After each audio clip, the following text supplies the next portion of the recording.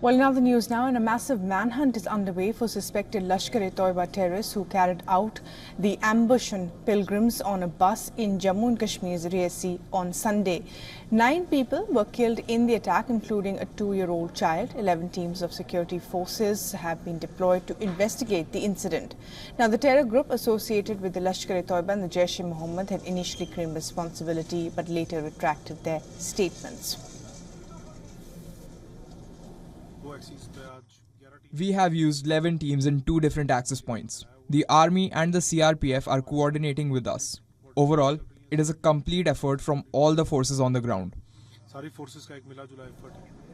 And officials of the National Investigation Agency that have taken over the probe have also arrived in Reasi to assist in the police on the ground. The Kashmir Police Chief directed officials to beef up security. He has ordered a strict surveillance of anti-national elements. In a recently held security review meeting, the Inspector General of Police was briefed by district police chiefs about the overall security situation ahead of the Amarnath Yatra and other upcoming festivals in June.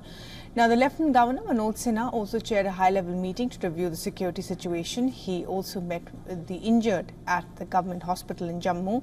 The government has also announced compensation for the kin of deceased. Meanwhile, a team of the Gautam Budh Nagar police is also in the National Capital Region.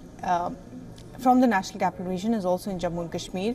3 of the victims, including 2 women on the bus, were from Noida. Bodies of 4 pilgrims, including a 2-year-old boy killed in the terror attack, were taken to Jaipur by train and were handed over to the families of the victims.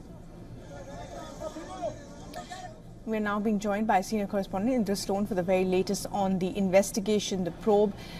Idris, so 11 teams on the ground, the NI also taking part in this probe. What's the latest from the ground? Well, the Lieutenant Governor of Jammu and Kashmir just held a unified command meet with the top officials of the Indian Army, Jammu and Kashmir Police, Army, CRPF and BSF.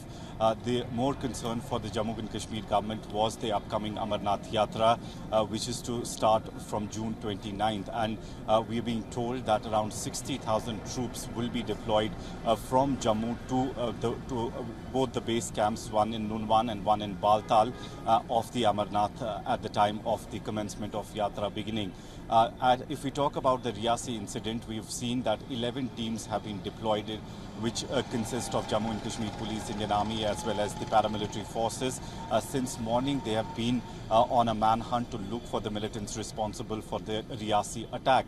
Not only on the ground but aerially also, choppers as well as drones have been pushed in to look for these militants. But as we know from the last few months, the Reasi Rajouri Poonch belt has been one of the most active belts for the militants in the region, and we've also seen the number of attacks taking place, especially in Rajouri and Poonch, in the last few months have increased due to the presence of these foreign militants who have infiltrated recently the government of Jammu and Kashmir and the police department of Jammu and Kashmir, both saying that around 70 to 80 foreign militants are active in Jammu and Kashmir, which is their biggest concern. And with Amarnath Yatra upcoming in just few weeks, it does seem that security personnel will have to pull up and will have to look especially for the 3 Lashkar commanders that are responsible for the main attacks that are taking place in the Rajouri and Poonch belt. And also talking about the whole of Jammu and Kashmir,